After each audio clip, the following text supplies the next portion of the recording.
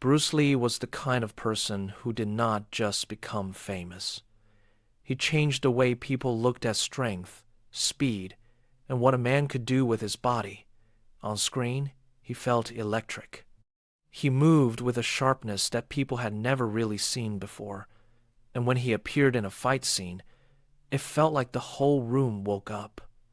He was not just an actor, and he was not just a martial artist. He became something bigger than that. He became a symbol of power, discipline, and belief in yourself.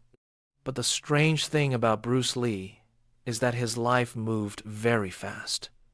He rose quickly, burned brightly, and then was gone before most people felt ready to let him go. That is a big reason why people still talk about him today. The legend grew after his death, but the real story is already powerful enough on its own.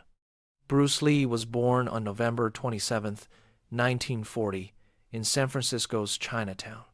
His parents were visiting the United States at the time because his father, Li Hoi Chuen, was a Cantonese opera performer.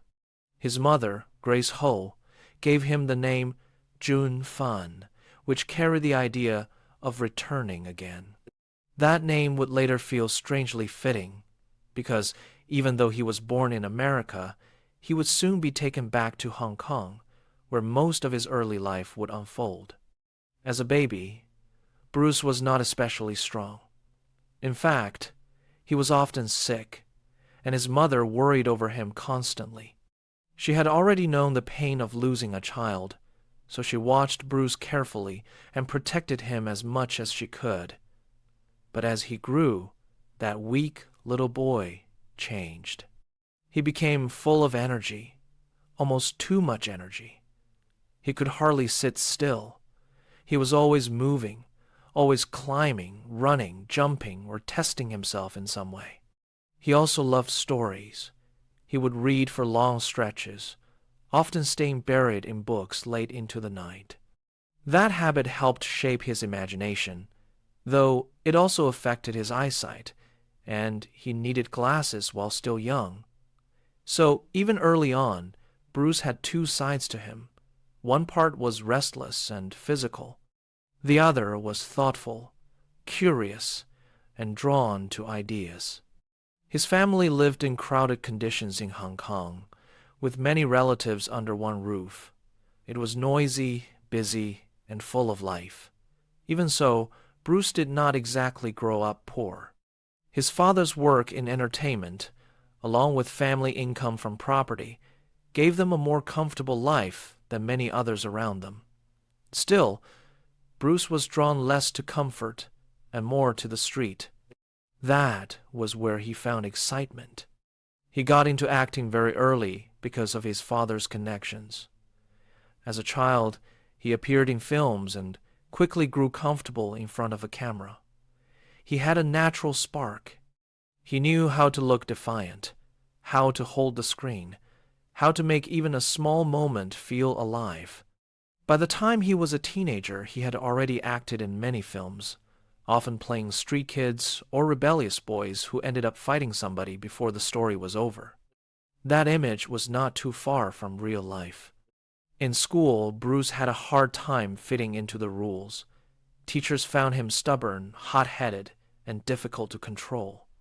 Outside class, he mixed with rough boys and often ended up in street fights.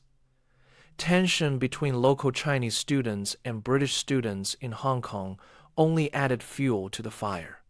Bruce was not the kind of kid to step back from conflict. If anything, he moved toward it.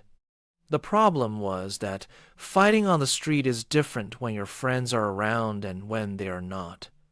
Bruce began to think seriously about that. What if one day he was alone? What if quick hands and anger were not enough? That question pushed him toward martial arts. His father had shown him a little Tai Chi, but Bruce wanted something more direct, something built for real confrontation. So, as a young teenager, he began training in Wing Chun. He practiced hard, and he improved fast. Before long, he was studying under the great Ip Man. that changed him. Bruce had first come to fighting because he wanted to win, but martial arts slowly taught him something deeper. Control mattered just as much as aggression. Balance mattered just as much as power.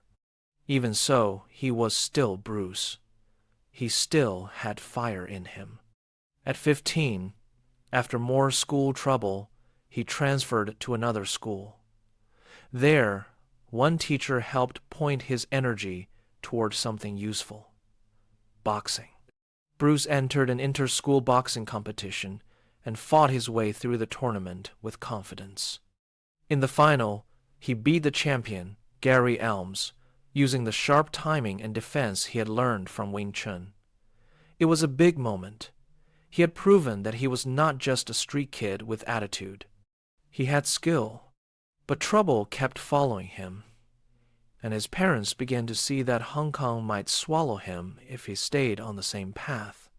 So, in 1959, with a little money in his pocket and a lot of uncertainty ahead, Bruce Lee left for America. And without really knowing it yet, he had just stepped into the next version of his life. When Bruce Lee arrived in the United States in 1959, he was not arriving as a star. He was a young man with very little money, a strong will, and a mind that was already searching for something bigger. He first spent time in San Francisco, then made his way to Seattle, where he lived with family, friends, and worked at Ruby Chow's restaurant. It was not glamorous work, but Bruce was not the kind of person who sat around waiting for life to happen. Even then, he was building himself. He enrolled in school, finished his education, and started to settle into American life. But one thing never left him: martial arts. He kept training, kept thinking, and kept testing what he had learned. He was not satisfied with simply repeating old forms. Bruce had a habit that would stay with him for the rest of his life. He questioned everything. If something worked, he wanted to know why it worked. If something felt useless, he was willing to throw it out, no matter how traditional it was. That made him different. Around this time, he began teaching Kung Fu to a small group of students. One of the people who saw him in action was James DeMille, a man with a strong fighting background of his own. Like many others, DeMille expected Bruce to be interesting. He did not expect him to be shocking. Bruce moved with speed, control, and precision that was hard to explain unless you saw it yourself. People walked in curious, and many walked out convinced they had met somebody unusual. Bruce eventually opened his first school, the Junfan Kung Fu Institute in Seattle. It was not fancy. In fact, he lived in a small room at the back. But that simple school became an important step in his story. He was no longer just a student of martial arts. He was becoming a teacher. And more than that, he was becoming a thinker. He was shaping ideas that would later turn into his own philosophy of combat and life. At the University of Washington, Bruce also met Linda Emery. Their relationship grew naturally, though it was not without tension. Linda came from a different background, and not everyone around them was comfortable with that. But Bruce and Linda cared deeply for each other, and they kept moving forward together. That says a lot about Bruce. He could be intense, stubborn, even difficult, but when he believed in something, he did not back away easily. By 1964, Bruce was ready for a bigger step. He moved to Oakland, California, where he opened another school and continued building his reputation. Around that same time, he appeared at the Long Beach International Karate Championships, where he gave a martial arts demonstration that left people stunned. This was where many in the American martial arts world first got a real look at him. He showed his speed, his control, and of course, the famous one-inch punch. For many in the crowd, Bruce Lee did not seem like just another instructor. He looked like somebody from the future. His timing in life was interesting. America in the 1960s was changing fast, and so was the culture around fighting, entertainment, and identity. Bruce stepped into that moment with something people had not quite seen before. He had the screen presence of a movie star, the discipline of an athlete, and the mind of someone who was always studying the next move. Still, success was not smooth. Bruce and Linda got married in 1964, and before long, they were building a family together. Their son Brandon was born in 1965. But Bruce was still trying to make a stable living, and teaching martial arts was not always enough. He had ambition that went far beyond running a local school. He wanted a much larger stage. At the same time, Bruce's willingness to teach non-Chinese students created tension in parts of the traditional Kung Fu community.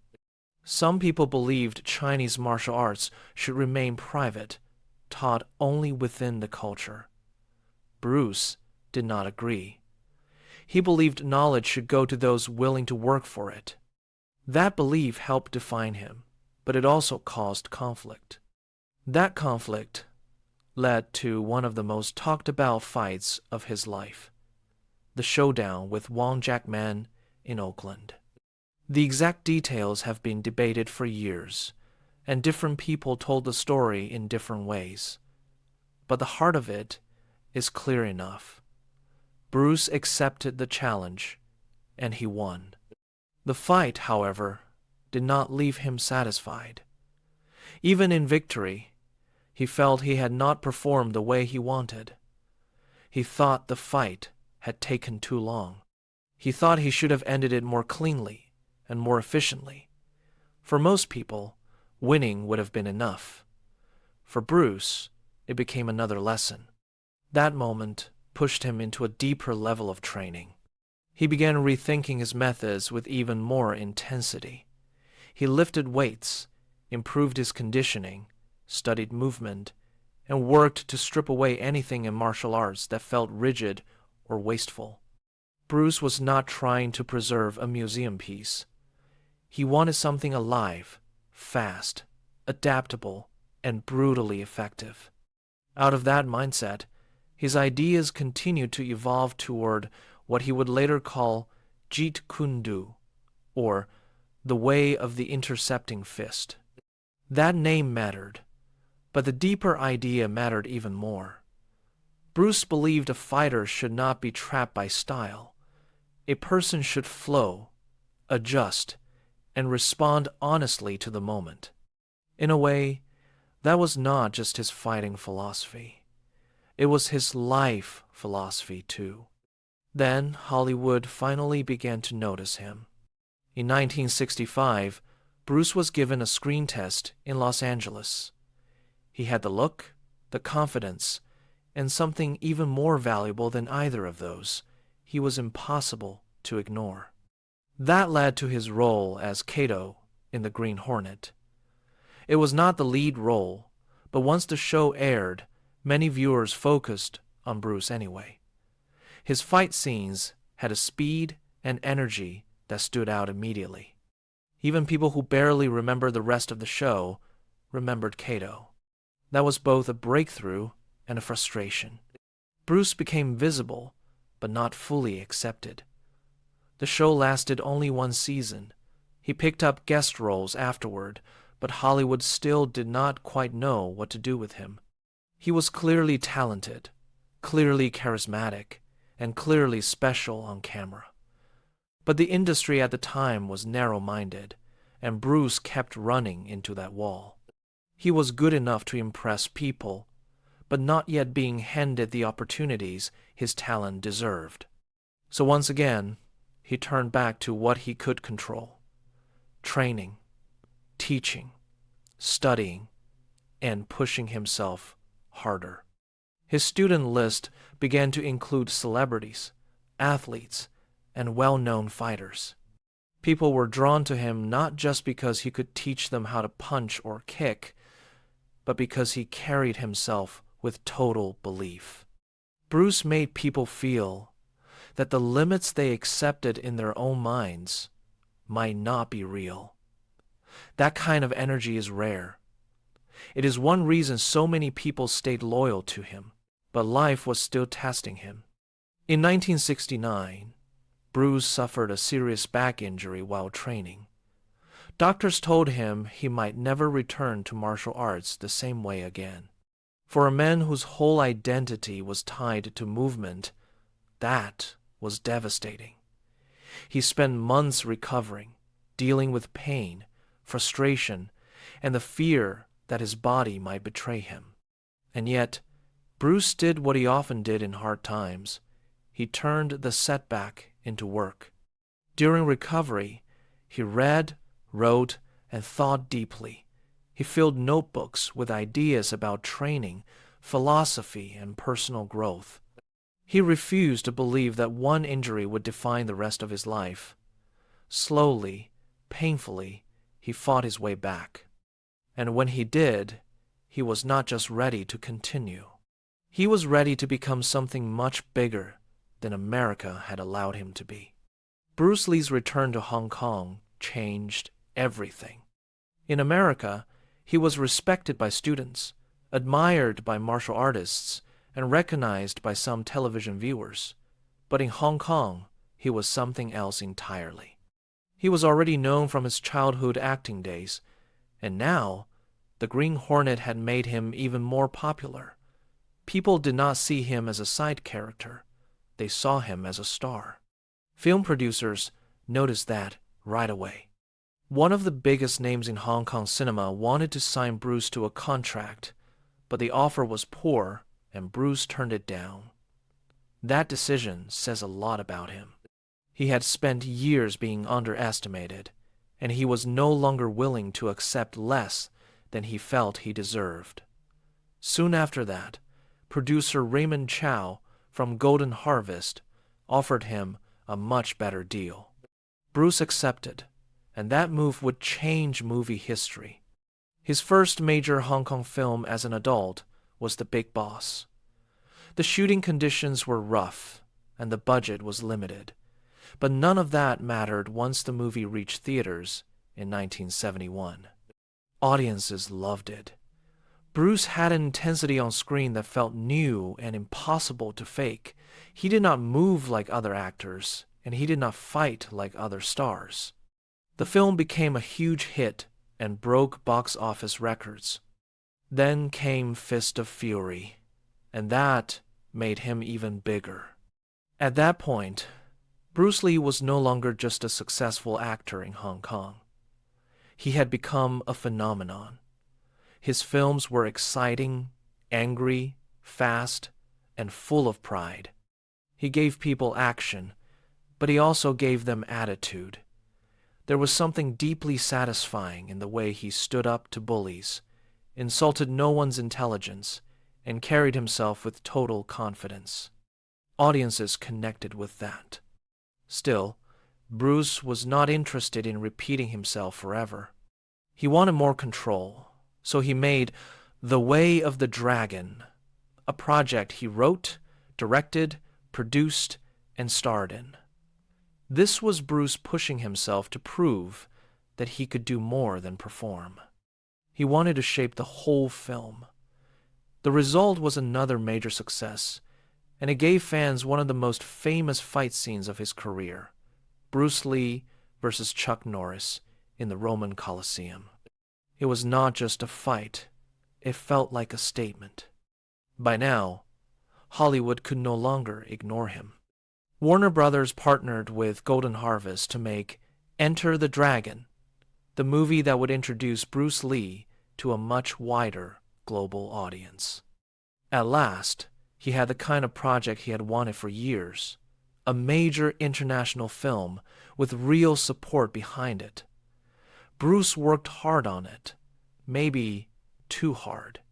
He was already famous, already training obsessively, already carrying pressure from every direction, and now he was trying to deliver the biggest performance of his life.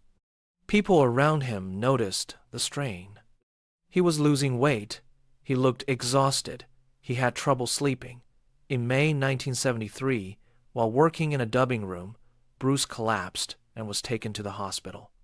Doctors said he had suffered swelling of the brain. It was a serious warning sign, though no one fully understood what was coming next. Even after that, Bruce kept working. On July 20th, 1973, he met with Raymond Chow in Hong Kong to talk about his next project, Game of Death. Later that day, he went to the apartment of actress Betty Ting Pei. There, he complained of a headache and lay down to rest. But when people later tried to wake him, he did not respond. He was rushed to the hospital, and soon the news spread across the world. Bruce Lee was dead at just 32 years old. It felt impossible. He was the picture of strength, discipline, and physical perfection. To so many people, he seemed almost untouchable. And yet, his life ended just as he was reaching the very top. That shock is one reason the story of Bruce Lee never faded. He died young, but he did not disappear. In some ways, that was when the legend truly began. Bruce Lee's death stunned the world, but it also froze him in time. He never had the chance to grow old, never had the chance to fade, and never had to live through the slow decline that touches almost every star. Because of that, people remember him at full power, fast, lean, focused, and completely alive on screen. Just days after his death, Enter the Dragon was released. It became the film that carried Bruce Lee to the world. For many viewers, this was the first time they saw him, and the effect was immediate. He did not look like anyone else in movies. He had the body of an athlete, the mind of a strategist, and the presence of someone who knew exactly who he was. He did not simply act tough. He felt dangerous in a very real way. The film turned him into an international icon. After that, Bruce Lee became larger than life. Posters went up everywhere. Young men copied his training. Martial arts schools saw new waves of students. Action cinema itself started to change. Before Bruce, screen fighting often looked staged and polite. After Bruce, audiences wanted speed, force, and something that felt real. In that sense, he did not just become a star in action films. He helped rewrite the rules. But what makes Bruce Lee last this long is not only the fighting. People still come back to him because there was thought behind the movement. He talked about discipline, self-expression, and refusing to be trapped by limits. He believed a person should be honest in how they live and how they fight. He told people to take what is useful, reject what is useless, and make what remains their own. That idea reached far beyond martial arts. It spoke to artists, athletes, and ordinary people trying to make sense of themselves. That is why Bruce connects with so many generations. One person may admire the fighter. Another may admire the movie star. Someone else may admire the philosopher. And somehow, all of those versions are real. His family carried both pride and pain after his death. Linda had to rebuild life without him. Brandon and Shannon grew up with a father the whole world seemed to know, yet they barely had the chance to know him themselves. That is one of the saddest parts of Bruce Lee's story. For the public, he became a legend. For the people closest to him, he was also a husband and a father who was suddenly gone. And maybe that is the best way to understand him. Bruce Lee was not a myth while he was living. He was a man with huge gifts, fierce ambition, strong opinions, and more drive than most people could handle. He could inspire people, frustrate people, and overwhelm people. He demanded a lot from himself and from everyone around him. That intensity helped make him great, but it also reminds us that he was human. In the end, Bruce Lee's life was short, but it was never small. He changed film, changed martial arts, and changed how millions of people thought about personal strength. Nearly half a century later, his image is still instantly recognizable, and his influence is still everywhere. That kind of impact does not happen by accident. Bruce Lee came into the world moving fast, lived with uncommon force, and left before the story felt finished. Maybe that unfinished feeling is part of why he still holds people's attention. We look at him and see greatness, but we also see possibility. We see what total commitment can look like in one human life. And that is why Bruce Lee is remembered not just as the king of Kung Fu, but as one of the most unforgettable figures of the modern age. All right, if you made it through this shadowing session today, that already says something about your discipline. This repetition and consistency combination might look boring on paper, but it is one of the most powerful ways to build fluent, natural English. Keep showing up like this, and your brain will slowly adapt. Trust the process. If this helped even a little, consider liking the video or subscribing. It lets me know these sessions are actually making a difference. We'll catch up again soon. Take care till then.